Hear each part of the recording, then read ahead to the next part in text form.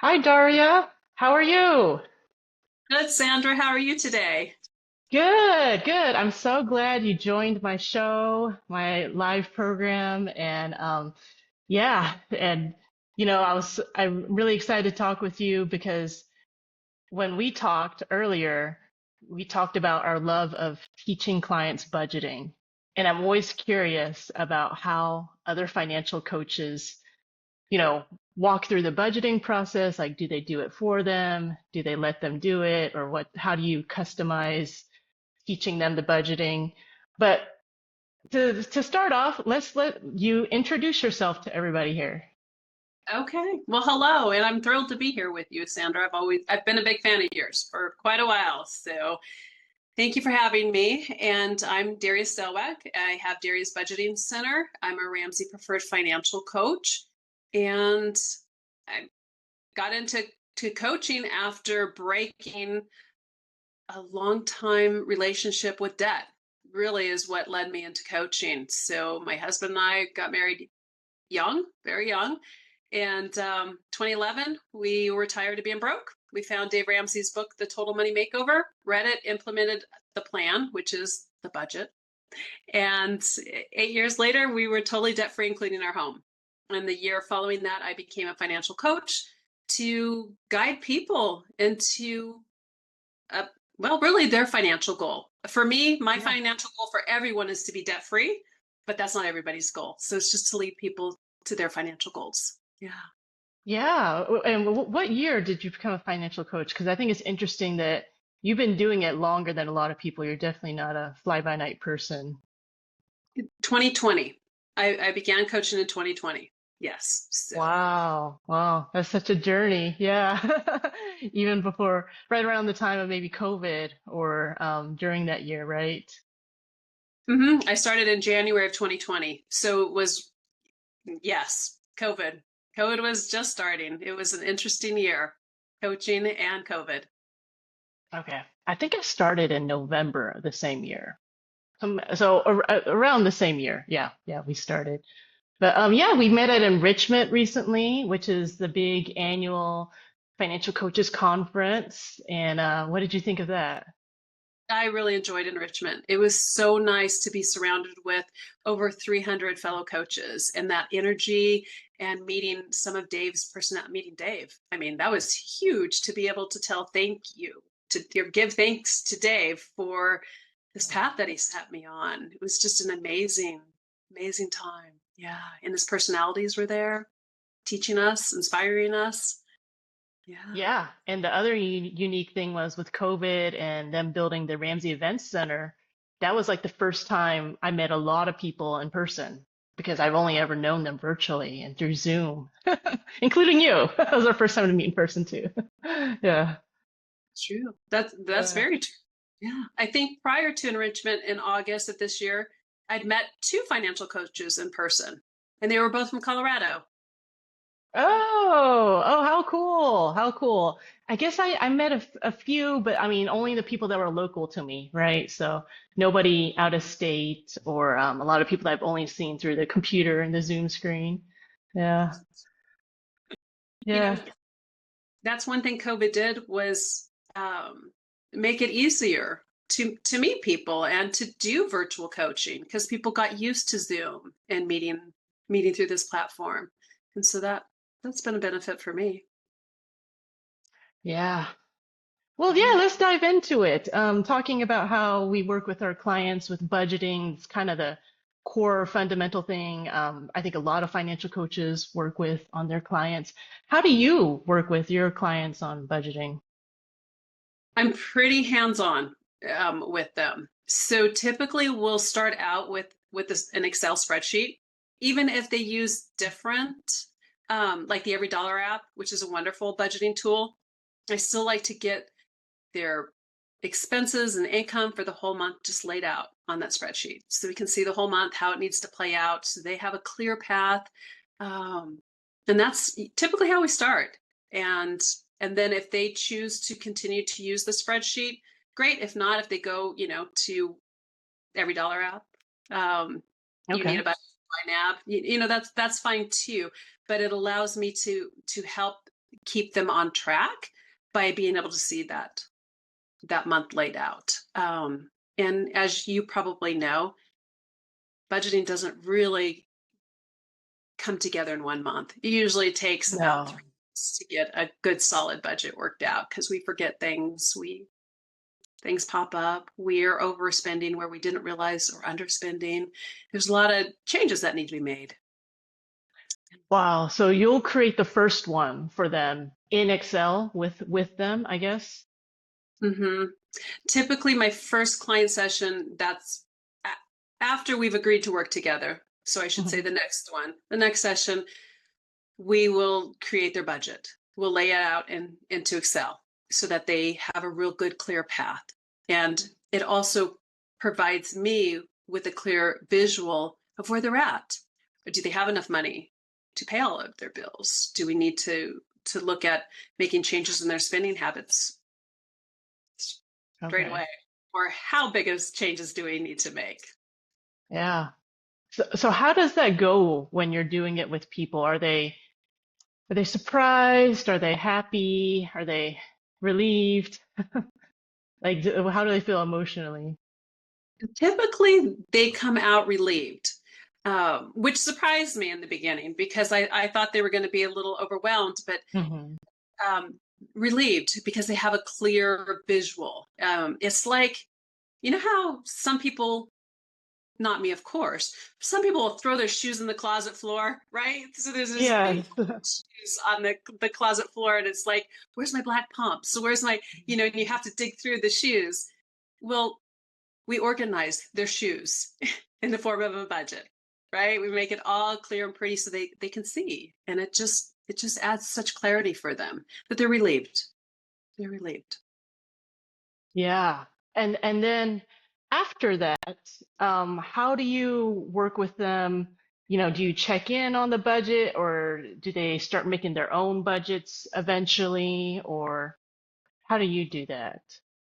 So I kind of let them take the lead from there. So Okay. meaning I have one particular client that I'm thinking of right now, and she loves the Every Dollar app. And so at the beginning of each month, we update the spreadsheet, and then she updates the Every Dollar app to match. And that's what she uses. That's her working budget, is the Every Dollar app. And I can just look at the spreadsheet when we meet and just make sure that she has stayed the course that she and I laid out at the beginning of the month. It was her spending plan. So I'm just her accountability partner at that time and helping her um, understand what took her off path, try to bring her back on track. And but she does it through the Every Dollar app. We just Oh, neat. Yeah, I'm a big every dollar person. I love every dollar. But yeah, so what do you think people learn or what are their big aha moments once they actually start doing it? with the budget. Hmm. Most of them have aha moments in food. It's I didn't know I was spending so much money at the grocery store. I didn't know I was eating out so much. Typically, almost all of my clients, that is the biggest aha moment. Is wow, it like hits them right in the face. Wow, we're spending so much money there. And then we dive into behavior changes, right? It's that habit of, I'm tired, I'm just going to grab something at this restaurant after work, grab some food for the family. And instead, we dive into how do you change that? Are you okay with that expense? Do you want to change it? If you want to cut it back, what are we going to do? We're going to do a little more meal planning. Um, what and start working with them on the changes that they want to make their budget work for them better. Okay, that's awesome. Yeah, I see that also with my clients. It's just that awareness, right? They probably had no idea they were spending that much, and just to see that in the numbers, right? Mm-hmm. And it Yeah, adds so quick. And restaurant is it's a big expense for a lot of people. I know it's one of our biggest expenses. yeah. What do you see is the most common type of mistakes that people are making with their budgeting? Not tracking, just Yeah. not tracking. They just they lay it out for the month and then they don't use it. They don't they don't keep track. They just let it go. Yeah, they don't stay intentional. Okay. Do you actually do the tracking in the Excel spreadsheet too? So you create the budget and then you also do, well, I mean, just for yourself, do you do the tracking in there? For my personal budget, Yeah. yes, yes. That is where my budget lives, is in the Excel for my personal budget. And yes, I do. I track my expenses in there. And I keep an actual spent column. So when you lay out the budget, you, let's say, budget X amount for groceries, restaurants, fuel, but Mhm. then you forget that it is, there's a birthday that comes up. So if you didn't put enough in for gifts, you might have to take it from fuel. You might have to take it from groceries, right? To keep the budget in line. Yeah. So by tracking where you spend that money, it's different oftentimes than how you originally budgeted for. So at the end of a month, 3 months, a year, you can go through that actual spent column. Let's say you wait a year, because that's what I do every year. I just go through and I divide that actual spent column by 12. And then it tells me how much I average per month. So when I start, say, my 2025 budget, I know how much I need to put in there for each category. I have a really good idea. It doesn't mean I may not eat out a couple more times than I did in 2024, or hopefully cut back a whole bunch of times and be able to save some Mhm. money out of that category. But to me, keeping track of where you're actually spending your money is really important. It's really informative. Yeah. Yeah. That's good. I've never heard of looking back at the entire year and averaging it out to kind of develop the budget for next year. I have found it to be really beneficial, and it keeps me from falling short. If anything, it challenges me to cut back. Again, I'm going to use restaurants, um, to cut back on that spending, because then I can put that money into savings or investment accounts to help move me forward on my financial wealth building path. Yeah. How do you find it varies when it's a couple trying to do the budgeting together? So it can vary widely, really. Yeah, two different people now. If they're working closely together, it's a breeze. I have a particular couple that comes to mind, and they are working together and they're actually working well together. But every meeting we have, the wife cries. Every meeting. And Oh. we've been working together almost a year. And every meeting she cries. But yet she pulls it together, and she does it. She sees the value in the budget. She believes in the budget. Mhm. She's part of the planning. But something happens during the month and it doesn't go quite right. And she personalizes that. Oh, that's what Yeah, the tears are about. She's upset that she didn't, whatever, meet the budget or messed up the budgeting. yeah. Yeah. So then we dive into, give yourself some grace. Give yourself some grace. Life happens all the time. Life happens. So, but then you have the other couples, and that they don't work together on it.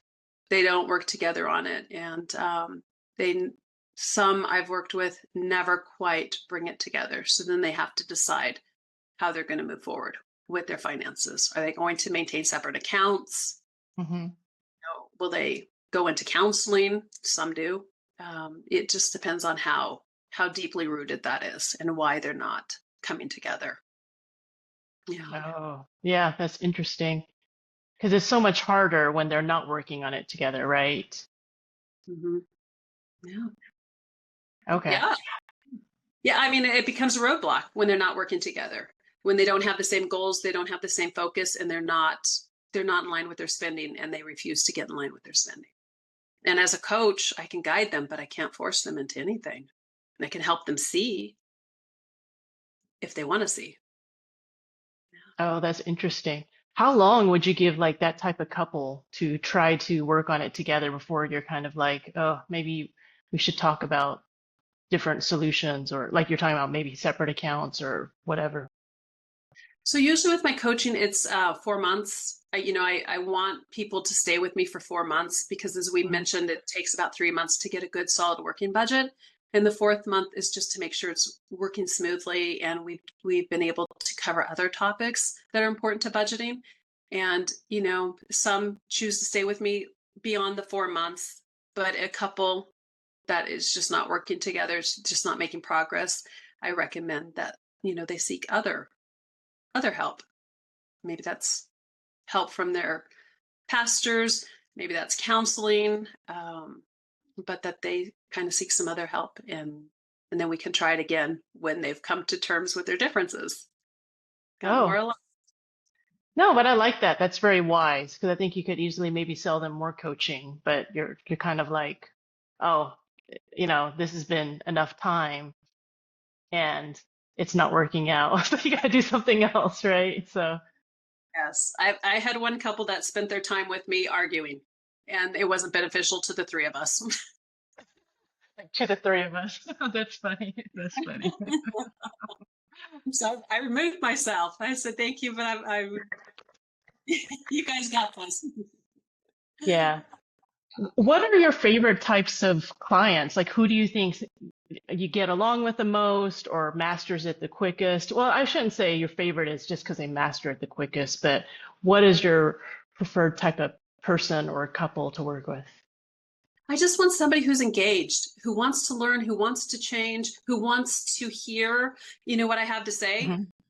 Because there's a lot of people that they know they need to make changes, but they don't want to listen. So, I love working with the ones that are engaged. I have a client who has been with me for over 2 years, and he likes the accountability. He likes having somebody who's a neutral party, um, that he can talk to and plan out his spending. And he just became consumer debt free last month. So Oh, how exciting. How very, exciting. yeah, it was great. It was great. I believe it's the first time in his adult life he's been consumer debt free. So he's down to building wealth now. Oh, Yeah. wow. And you helped them through that whole journey. What's the longest that you've had like a relationship with a client? Well, the 2.5 years, and I mean it's still an ongoing one. So we'll see how long that goes. But yeah, 2.5 years. And then Wow. another one who she was had an incredible journey with getting debt free. I'm trying to remember all of the details about it, but she had a great income. She was single, but she had student loan debts of over $80,000, and she was tired. She wanted to be done with it. And in Hmm. a year's time, she knocked out the student loan debt. She paid back her 401k loan. She became totally debt free, and in a year's time. Her income went up about $10 an hour, I think, during that time. So that was a great benefit to her, Yeah. very helpful aid. But that was a pleasure to watch that. It was kind of a whirlwind debt-free journey. And Wow. How cool. And to play any little part of that, that's really awesome. Yeah. yeah. Yeah. So, I mean, tell us a little bit about, I know you teach Financial Peace University, so do I. So tell us about that. Financial Peace University is, as you know, through Ramsey Solutions, and it's a 9-week course teaching people how to manage their money. I really enjoy all the different types of people that we meet in our FPU classes, Yeah. and teaching them from budgeting to what insurances to have to the proper way of getting a mortgage and living and giving. Yeah, I think the insurance might actually be my favorite. Oh, Um, really? I hate that one. why? Find a way to make it interesting and try to make a story for each one, but it's just like, oh, I got to get through these 8 types of insurance in this class. That feels boring. Oh, maybe we should get like an insurance agent to come teach that class. We should do that.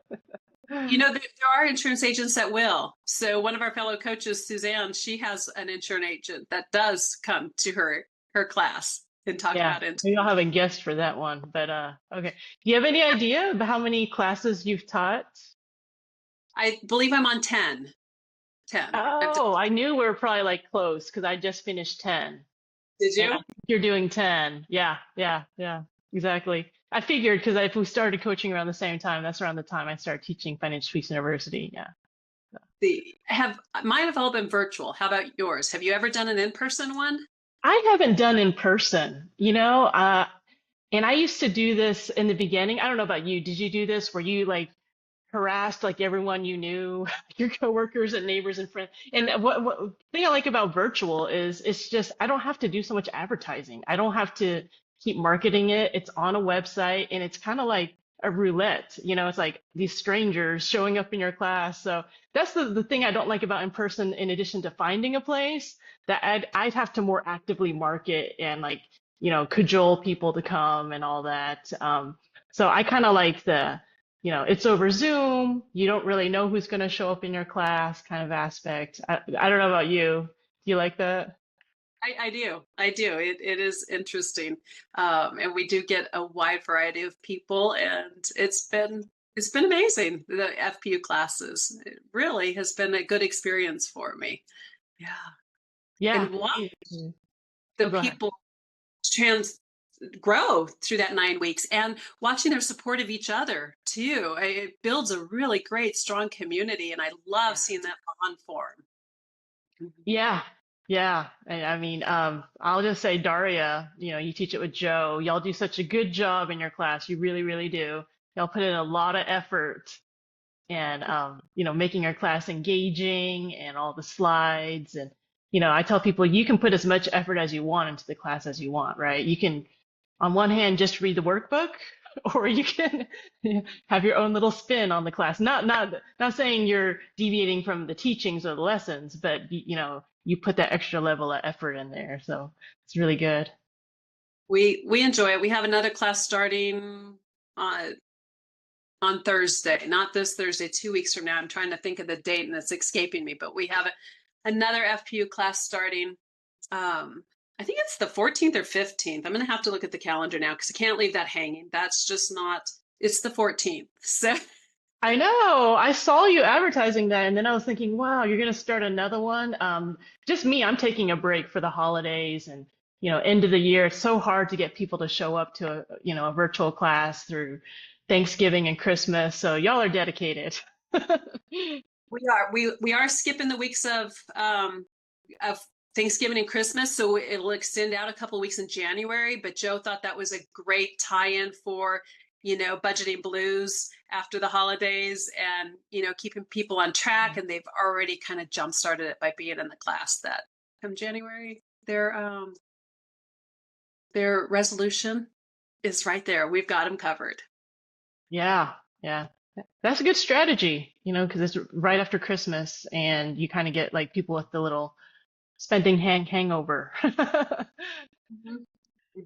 Yeah. Yeah. So, I mean, the other really interesting thing about you is, you do all this RVing around the country and you go all these cool places. So, you want to tell us a little bit about that?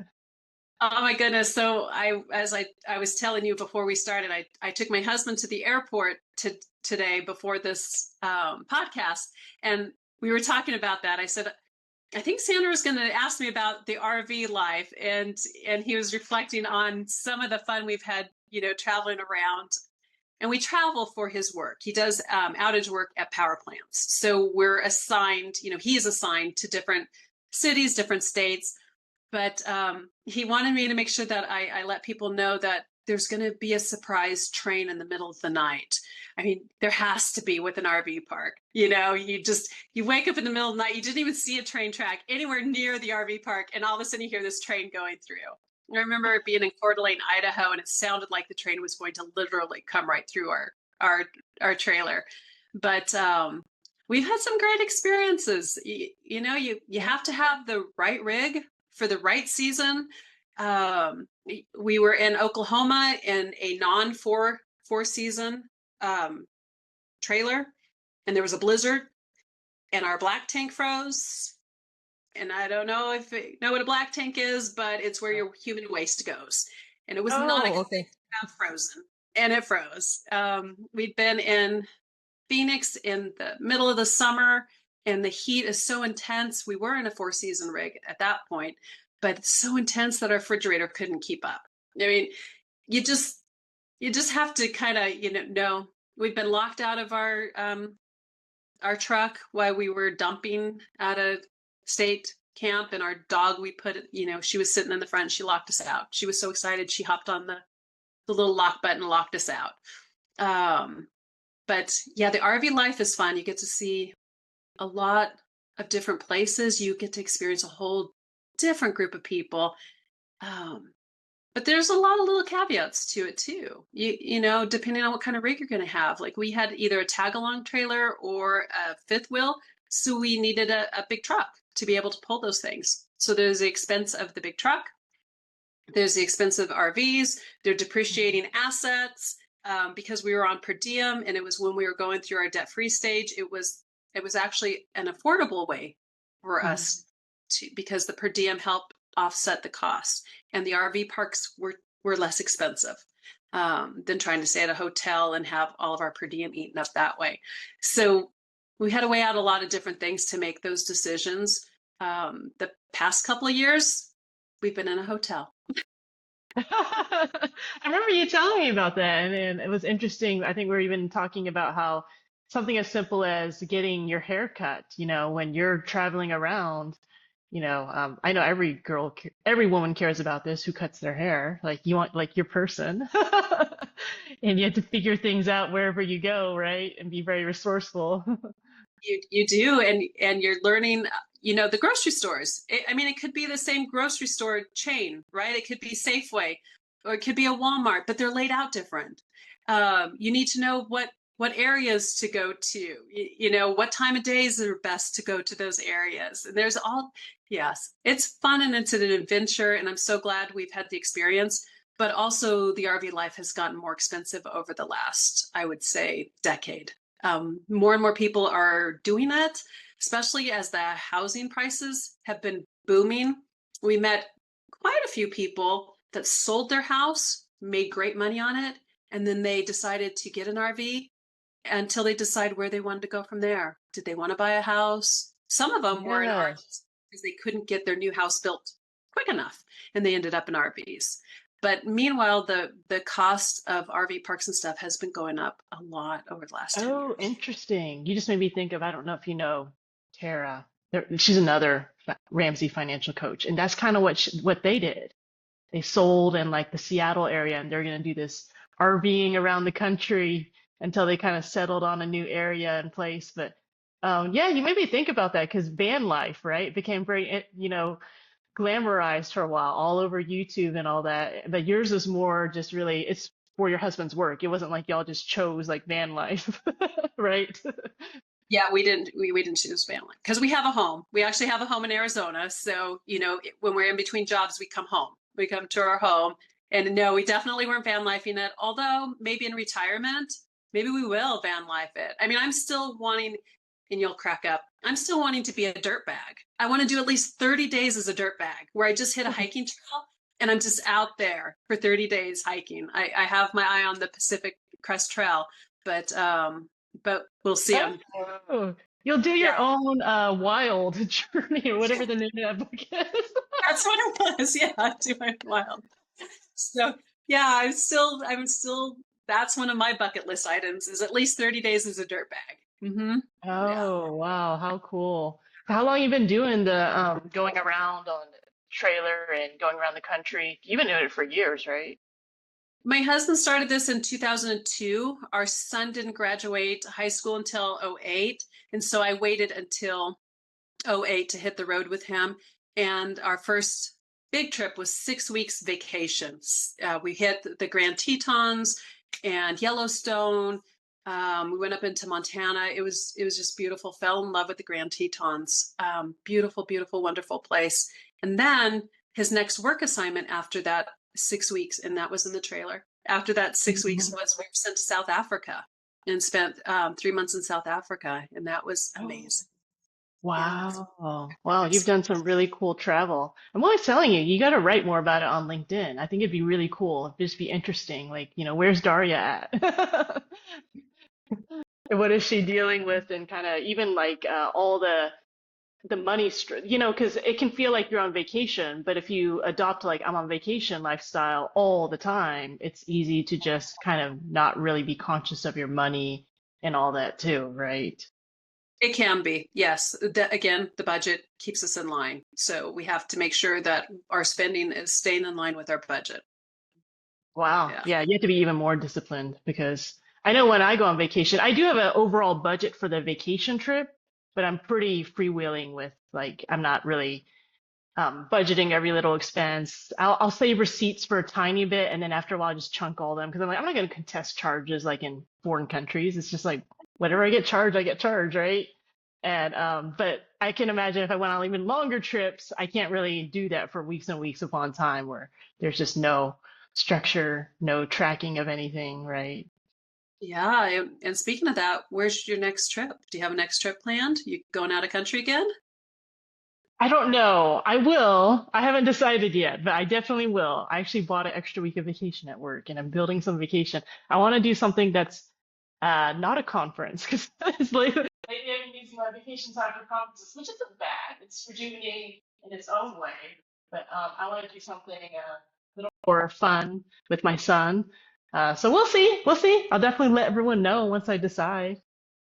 Well, and I'll be following you on LinkedIn to keep up with all of your travels and all of your adventures and your great career and financial coaching. I love your STEM path. I really do. I take great joy whenever you're posting things about that and how you're helping and influencing other women to take that path. I mean, you were inspiring to one of my FPU members last week when you joined us to talk about, wealth building, and that's one of her goals is to start Oh, a STEM center. Remember? I mean, you were yeah. inspiring. Yeah, that's amazing. Yeah, Yeah. so on that note, let everyone know where you're at, where they can find you. Okay. So let me do that. So it's Daria's Budgeting Center, and there's my contact information. So you can find me at dariasbudgetingcenter.com. You can scan for a complimentary consult or to get to my website, and you can sign up for my email list, and you'll get a complimentary dream journal. And yeah, so this has been Oh, great, Sandra. that's cool. I did not know that you had a dream journal thing, but thank you so much for being on here. And thank you everyone for listening, everyone that's still here. Thank Okay. you.